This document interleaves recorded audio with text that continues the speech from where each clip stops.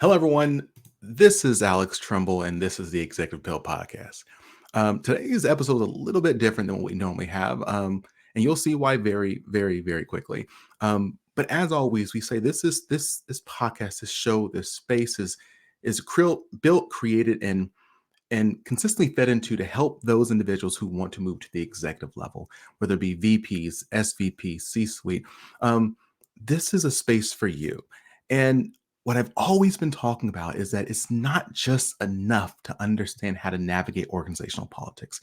It's not just enough to understand the leadership skills and the budgeting, the program management, and so on and so forth. Those things are important, extremely important. But I think the reality is that, again, we live in a very global world.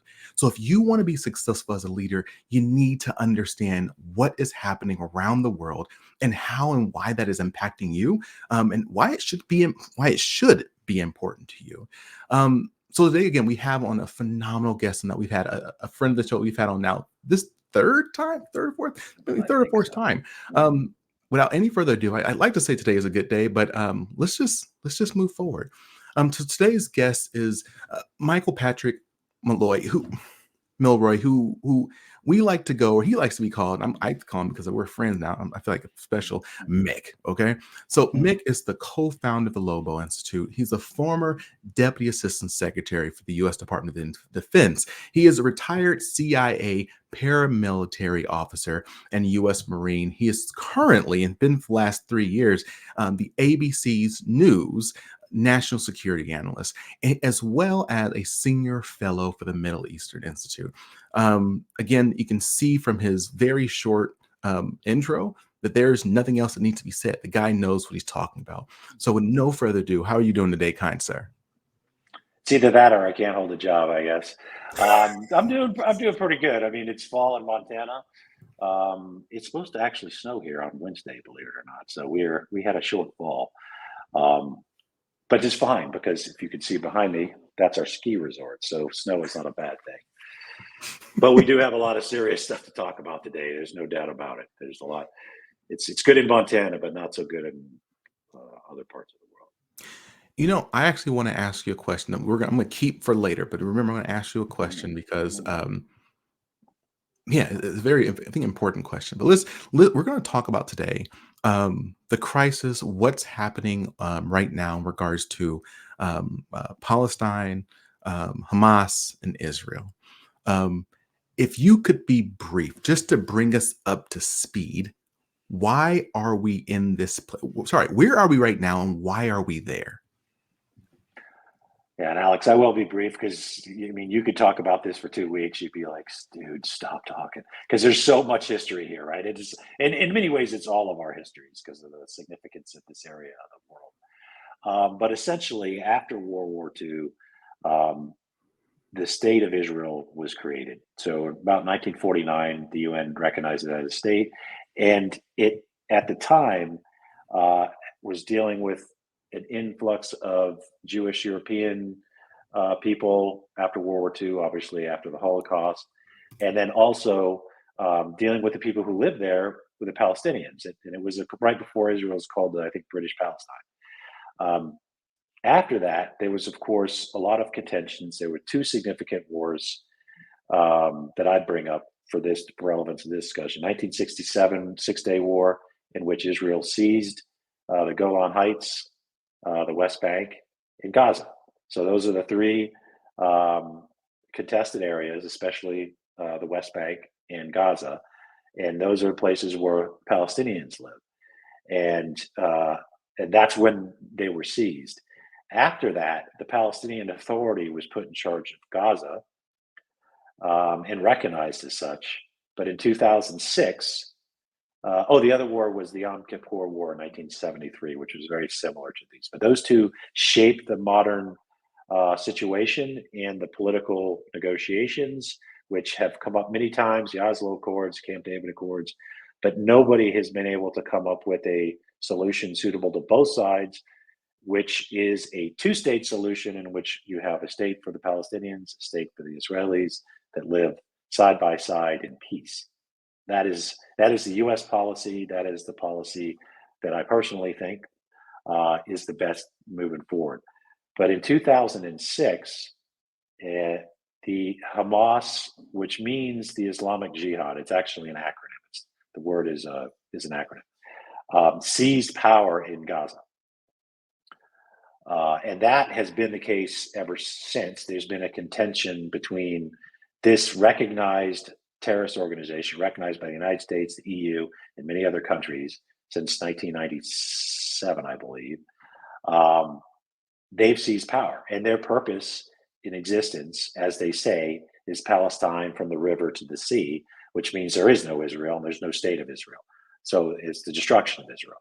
And so that is the circumstances that led up to this. And of course, the Palestinians seeing in many ways no hope toward a two-state solution, and being, quite frankly, very impoverished in the areas in which they live without any real path forward for economic prosperity and statehood, they were very unhappy with the situation. So that is, and then in addition to that, we had what's called the Abraham Accords, where countries like Bahrain and the UAE had essentially normalized relationships with Israel. And now there's what they call the mega deal, where the current administration, the Biden administration, is working with Saudi Arabia and Israel basically to do the same thing, to normalize relations. And Hamas doesn't want that. They don't want an Israel that's, essentially at peace and has normal relationships with all the other Gulf Arab states. So many believe that that was one of the things that instigated the horrible attack that happened on October 7th, where up to 1,500 Hamas fighters infiltrated, obviously an intelligence failure, and we can get into that if you like, infiltrated Israel and killed, over 1,000 civilians and took over 200 hostage, in some of the most depraved acts that we've seen since ISIS in Syria, quite frankly. And now we're at the precipice of a potential ground invasion by the IDF, the Israeli Defense Forces, into the Gaza Strip, as they call it. So, Mick, you've been on a number of times now. We've talked about Ukraine when all that situation got rolling and is still going. We talked about the Afghanistan when the pullout happened and all the turmoil that resulted from that. So what I really appreciate having you on, because most people are looking at social media and they're seeing a 2-minute clip of someone trying to explain something in 2 minutes or 3 minutes, and they're making a judgment based off of 2-3 minutes of information that's literally and probably skewed in a particular direction. So again, I love having you on because you are always, I feel like, so middle of the road, just sharing facts. So one of the things I thought was very interesting is that I'm not sure if you did this on purpose, but there was a distinction between Hamas and the broader Palestinian community. I'm not sure if everyone always knows that. Yeah, absolutely. That's true. And there's, I am the middle of the road on most things. And for ABC, I'm an analyst. So my job for them is to give people the facts. And I do provide my analysis on military and national security stuff, but, everything else is up to them. And that's the way I view. That's the most helpful for me. I don't want to tell people what to think. I want to kind of give them the idea of what's going on, and then they think for themselves, just like Socrates said. But on that, you're exactly right. So Hamas is a designated terrorist group. They're a specific group that promotes violence against Israel. They have not helped the Palestinians, the rest of the Palestinians, who are all innocent civilians in this matter at all. Right now, there's a humanitarian crisis inside Gaza. I would hope that all of the food, water, medicine would be released and allowed into Gaza. It's unacceptable for that not to be allowed, quite frankly. There's 2 million people that live there. They're dependent on food aid. And right now, it is essentially running out. And so the Palestinian people, I think, deserve to live in a state of their own that is at peace with Israel. And then to prosper just like any other country in the world and try to develop their own economy and educational system and everything, just like every country does. And of course, Israel has a right to do the same thing. And Israel is a democracy of which the U.S. has supported since its inception. One of the reasons that the United States is so tied to them is because we were one of the biggest proponents, along with the UK, in establishing the country itself. And so that's why there's so much ties and so much financial support to Israel. And it's one of the few democracies, of course, in the Middle East, or only democracy in the Middle East. So that is Iraq. Iraq is now a democracy, Mm. thanks to a lot of effort for a lot of people. But Israel's is a democracy, and so that's one of the reasons why President Biden connected the two, between support for Ukraine and support for Israel, which might seem like two totally opposite things, but his connection was that they were both long-term partners of the Mm. United States, in which they were both democracies, and the U.S. being the leader of the free world has an obligation to support them. But that is where we are right now, and the nearest thing of concern for me as a military analyst is the upcoming potential ground invasion of Gaza, which could happen, any day now. They've been poised and ready to do so, but many people think that they've been delaying based on the ongoing efforts to get hostages out before the invasion starts. So I love to understand. We talk about a ground invasion, but what does that look like in regards to like scale? Um, because you can't. Israel is relatively powerful in that region. Hamas is a Yes, is a segment of a people, if a smaller group within a.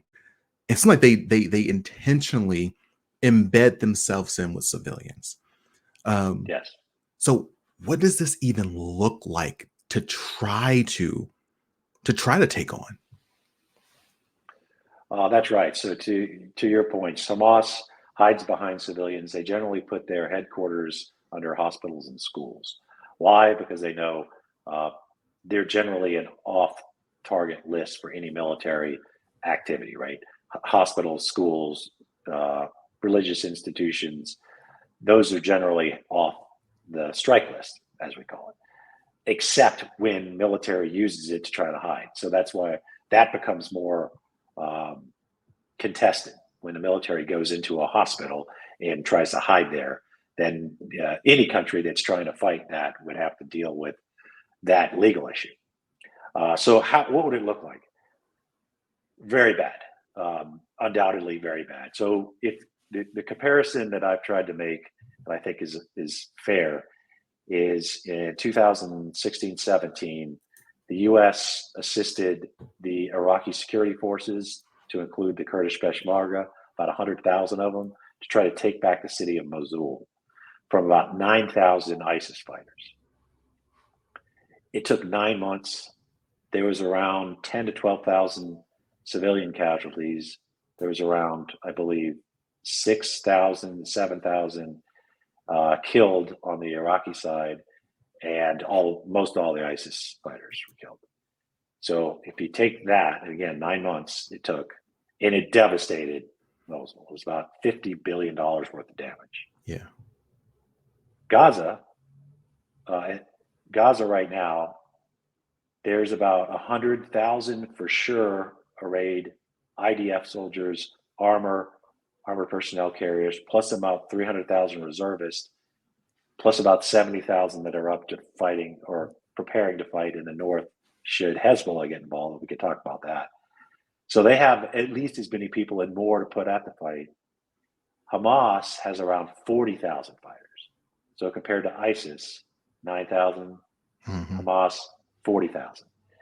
And Hamas has about 300 plus miles of tunnels under Gaza, something that ISIS did not. So in order to what the Israelis' objective is a complete destruction, or to destroy Hamas, which in military terms means it's no longer capable of operating as a military force unless it's rebuilt. Mhm. That's their objective. To do that, they're going to have to go in block by block, floor by floor, basement by basement, and tunnel by tunnel. And it could take months and months. And if the civilian population is still there, we're going to see incredible amounts of civilian collateral damage, civilian deaths. And it's going to be very destructive. Buildings are going to drop, tunnels are going to be blown up. it's going to be extraordinarily destructive, and it's going to have, I think substantial loss of human life, even if the Israelis are as careful as they can. It's simply urban warfare at its worst.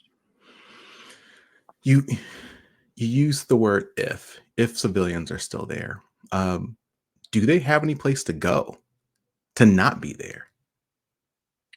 Also, a good question. So there's been calls since basically it was obvious that the Israelis were going to go in there to create a humanitarian corridor, and what they mean by that is a designated route on a map where obviously both Hamas and the IDF leaves open, right? So because the Israelis have uh, told everybody in the northern part, and that's where most of the fighting will take place. That's likely to be where most of the initial incursions come in from the IDF, to move to the south without being targeted, of course, and that a humanitarian safe zone be established, preferably by the United Nations, where people could go. It's monitored, so it's not infiltrated by Hamas fighters, and people could receive food, water, medicine, power, right, which Mhm. is necessary for all this.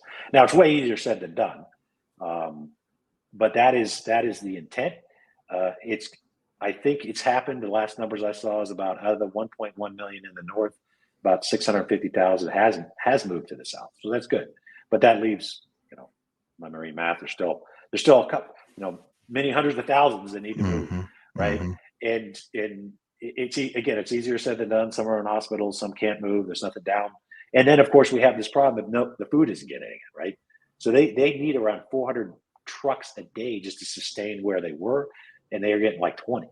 So that's not going to work. So that's, from a humanitarian, you have to have the means in the South to lure people down there to get them out of the way of this invasion. That's so the it's called Rafah, the gate that's Mhm. between Gaza and in Egypt, which is controlled by Egypt and Hamas. That needs to be completely open, and I think the Israelis need to let it stay open so that they can do that, or they go into Egypt, which obviously Egypt's not too keen on. But in order to get these civilians out of the way, it needs to be a safe haven in the south of Gaza, or they do it in Egypt. And hopefully the UN can do. I know they're doing everything they can, but can get the international community to step up and provide that support. Again, again, just riffing right now. You talked about the aid that's required, that's needed right now, and there's already aid being sent there before all of this, right? Like the Mhm. the people in this area seem to be very. I'm not sure if the word is impoverished, but very reliant on resources. So it just sounds like this. I think I just say it out there because I'm not a news analyst. This is gonna hurt a lot of people. Is that what it Oh sounds yeah, like? yeah. So it is there. I think it was about 65% of the population is dependent on food aid before this started. Mhm. So and now so there, if the food doesn't come in, it's not. They don't have a lot of ability to generate. They certainly can't start from scratch and generate their own food, but they started from a bad position. To your point, Yeah. a dependency on food aid, and the power and water is all controlled by Israel, right? So they can turn it on and turn it off. Now, militarily, certainly can understand why, especially when you go in, you're going to want to turn the power off. If it's just from a tactical point of view, Mhm, mhm. water, from my perspective, and I have friends on both sides of this conflict, and it is difficult for a lot of people to talk about it because they are so involved on one side or the other.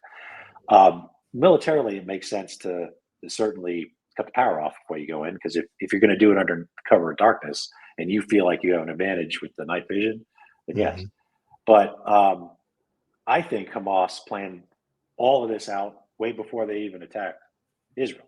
So in these tunnels, I would imagine there's massive food stocks, massive water, Mhm. obviously ammunition and all that stuff. So the people that are going to be most hurt by any kind of a Mm. blockade of food and water, Yeah, just as civilians, right? yeah. Um, and that's to me, it's unacceptable. So I hope that gets opened.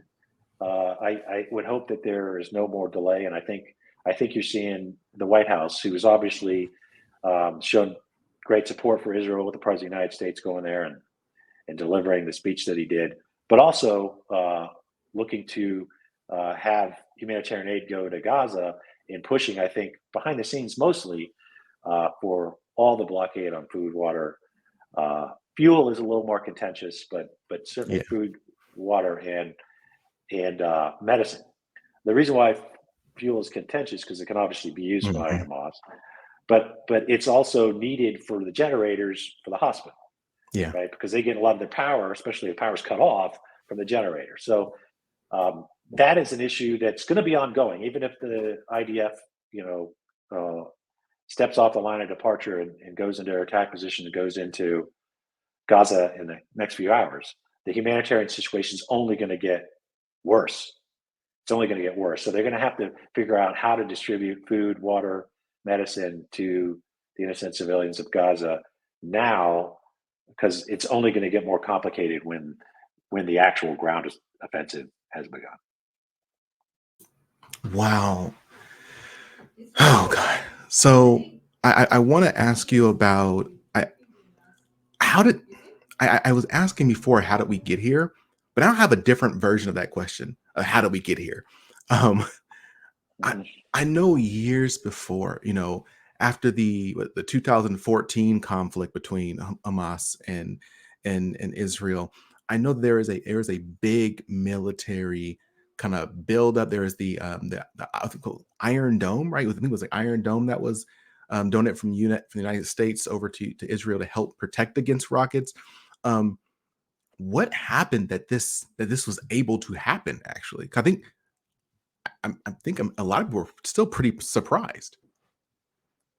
Yeah, even the Israelis were surprised, right? So this level of assault, I don't think anybody saw coming. So one of the big factors is the country of Iran. Iran supports Hamas. 90% of their military budget comes from Iran. They also support Hezbollah, which is another group that maybe, and we can talk about it, but they're in the north in Lebanon, and there's a big concern that they could be a northern front to this war.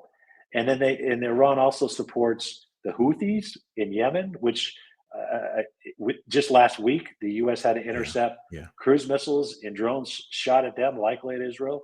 And then Iran also is in Syria.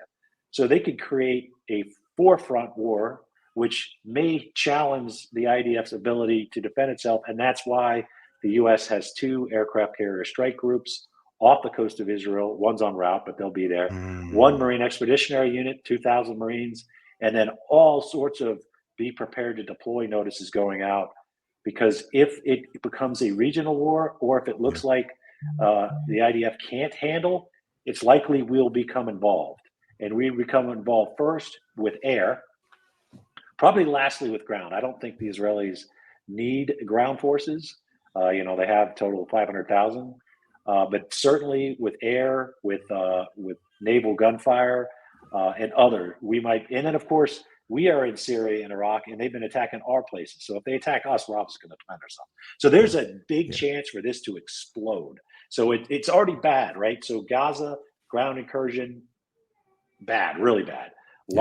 A lot of human suffering there. But if it expands, this could be a regional war, and that's what people are really worried about, because Iran is kind of pulling the strings of all these groups, and they're the ones that provided them all the missiles and rockets Mm, and all the stuff they use, the paragliders, all that stuff is coming from Iran, who likes to fight their wars, fight yeah. through proxies. Somebody else is doing the dying for them, and that's Hamas, Hezbollah, and groups like the Houthis. Well, I want to. I'm gonna open really quick. I'm gonna open up for you to just any additional things you have to share. But I want to ask you, um, is there for those individuals who feel so there's a lot of people I see on social media commenting on both sides, all sides, on what is best, what happened, why. Again, there's a lot of, like you said, this has been going on for a long time. There is a lot of very difficult realities, I think, facts that people don't know about, on all sides. Um, like, what would you recommend people do to be informed if they care? if they actually care, what would you recommend they do to be informed versus, or should they just listen to whatever social media channel they're on and just soak it all up? Not the latter. And I've gotten several people who've asked me, especially relatives, and they're again on both sides of this issue, what they should read. And I asked somebody I thought was more knowledgeable about that than me, and they said nothing now. I mean, it's everything's changed since October 7th. So if you try to go back and read, I mean, you can educate yourself on how we got here, but his point was October 7th has changed everything. I don't know if that's accurate, but certainly this person is in a. I would hope that the first thing we can do, and what I've watched in this, is acknowledge that killing innocents is never acceptable. Period. So if a person gets on and just talks about um, the innocent people on their side getting killed, but doesn't even acknowledge the other one, then they're not part of the solution. You're simply not part of the solution. If you can't Mm, acknowledge that, babies dying on one side, it's just as bad as babies dying on the other, yeah. then you are a partisan to the point of actually enhancing the issue, the problem, and Hmm. not solving it. Yeah. That's what I would say. Yeah. So start there. After that, I think people, at least philosophically, can understand the need for both sides to have a country and both sides to have safety and security for their citizens. And so, there's an old Roman saying that if you don't know, what port you're going to, then no wind is good, right? Because it does, you don't know. So if you have that as a path, and I know we've had this for decades, so it's not like I've come up with an idea here, but then it's all about getting to that, and you have to acknowledge that you know terrorists killing innocent civilians is never acceptable and never should be accepted, and that both sides have the right to live in peace. And how do we get there? And it's not always about talking about the past, because even in families you can know that doesn't work. Like if you Mm, can't move on from arguments, then it's just a repeat. Well, who has more rights than the others? And it it's good to know the history, but if the history is going to rule the future, then it's just going to be one giant debate. And most people that are involved in debate actually don't have anything with the consequences, yeah. right? So Yeah. they're not the people in Gaza that are actually trying to find their next meal. They're not the Israeli kibbutz that just got raided and everybody killed. They're just somebody who just is part of the chatter. So I think if you're going to be part of the solution, you have to push all parties that have a say in this toward a solution that's lasting, and one that is absent of violence, and one that goes toward. And then, of course, when this is over, this assault, we have to look at what's the next step, the civil political future for the people of Palestine, both in the West Bank and Gaza, and how are we going to get away from Hamas ruling it, because that's a Hmm. non-starter. There's no way that's ever going to be accepted, and come up with a political solution for the Palestinians that works for the Palestinians, and not for the Iranians who just want to see continuous wars, and not for their own personal pocketbook, because there's quite frankly quite a lot of corruption. They need to get leaders that are in it for the Palestinian people, and then we should push forward with the two-state solution that the U.S. has always been a part of, but unfortunately we've never gotten Last thing I'll say on this, I want to open back up to you, is I read this book by, again, former Secretary of Defense, Condoleezza Rice, and she shared in that book, I think no greater honor, the negotiations that were going on between Israel and Hamas, and how they were this close to coming up with a deal, and at the last there. minute they broke down. Um, Yeah.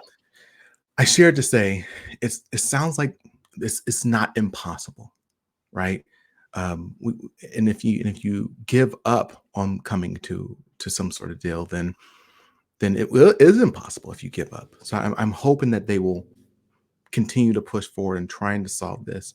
And again, I'm just, as I've been looking around, it sounds like this newer, and it's always the young generation. It's always the young generation who pushes for some sort of change.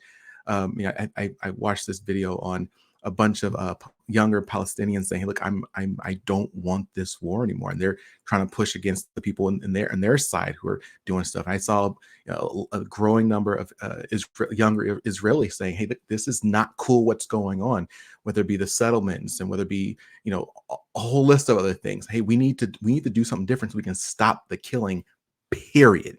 So I'm hoping that something will in our lifetime. I hope this, like you said, there's the loss of life is by civilians is just it's horrible, especially when it's a war between two sides that aren't the civilians. The civilians are the ones that caught in the middle. Yeah, you're I'm absolutely right. not laughing because it's funny. I'm just laughing because it's just like, why? It's just, yeah. Mhm. It is Um, tough, and maybe it's a combination of those two things you just said. A new generation on both sides that finds this completely unacceptable and not the path they want to be on, plus the fact that we have gotten very close in the past. So you talk about mhm, Secretary Rice. She's exactly right. And if you go back to the Clinton administration, they had it was called the Clinton proposition, I think, and it was Dennis Ross, a friend of mine, was his main negotiator. They got to 94% agreement. 94% of what they had to talk about, they agreed on. It was the 6% that they didn't agree on. So, and now look what's happening because of the 6%. So maybe there will mhm, be a push, especially because this, yeah. it's certainly understandable why Israel wants to destroy Hamas. I mean, you could just Mhm, look at what happened. But after that, there has to be a rebuilding of Gaza. There has to be uh, not just humanitarian aid, so they get with the basic sustenance, but how do they get to an economy that's fruitful and that there's a future for people, the young people you're talking about, and then also the young people in Israel that can live in peace and not have to worry about rockets continuously coming and the need for the Iron Dome, which is a great system, but it can not easily, it can be overwhelmed mhm. because, like for example, Hezbollah has 150,000 rockets. Like there's no system in the world that can handle that. They could be thousands of Israelis. And so the I think that is the path forward is young people that are going to look at this differently and are going to be willing to concede more to get a peaceful outcome for both peoples to live side by side um, for the future. You make me think of one thing we talked about before, I think earlier session, which was the whole fact that um, this is so difficult because you can't just go after Hamas. You can't just go after the group that you're intended to, because they embed themselves in the civilians. And then what does that cause when you go after them and you hurt and harm civilians? And what cycle does that breed, right? And they say, oh wow, my uncle was killed, my this was killed, and now that Yep. they join. Like this is just so bad, so difficult. Like that we have to figure out how to end this. I know you have to. You literally have to jump on TV in a few minutes. So, is there anything that you would like to share before we wrap up? So the one thing I always share with you, Alex, is an issue that's near and dear to not just my heart, but also the co-founder of Lobo Institute. We have an NGO that's called In Child Soldiering.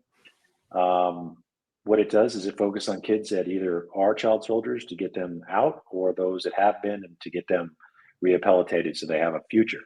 And these forever wars magnify that problem. Mm, So the mhm, Middle East the problem in the last 4 years is doubled, almost tripled. Because the longer wars go on, the more the younger the soldiers are, mhm. and you talk about innocence. Now you have innocents actually fighting the war that they didn't start, didn't choose, and like you don't even know anything about. So we have a group. There's other groups out there. So I'm more about talking about the actual issue and the issue that needs to address. Kids having being forced to fight wars that adults started. So End Child Soldiering is ours, but there's also the Delaire Foundation. There's Save the Children. There's many of those groups, and if anybody's interested in assisting in that, I would advocate for them going online and doing their research, seeing what they can do. Hey, thank you so much, Mick, for coming back and spending your time and sharing your ideas and thoughts with us. Everyone, again, if you're interested in learning about what's going on and staying abreast, I encourage you, honestly, that they can actually you can follow Mick. Not to be putting you out there, but they can follow you on LinkedIn without connecting. So you can follow him. He's always putting out great stuff. He's always on TV doing sharing really great information. So again, thank you so much, Mick, for being here. Everyone, you know where I'm going. If you found something of value from this episode, don't just keep it for yourself. Share it with someone else. Don't just look back, reach back, bring someone else to the table, help them grow themselves, and keep them informed about what's going on in the world. Because again, I don't think it's possible to be a true leader without being a global citizen, a global leader nowadays. So as always, everyone, I encourage you to stay strong, stay positive, and definitely stay moving. See ya.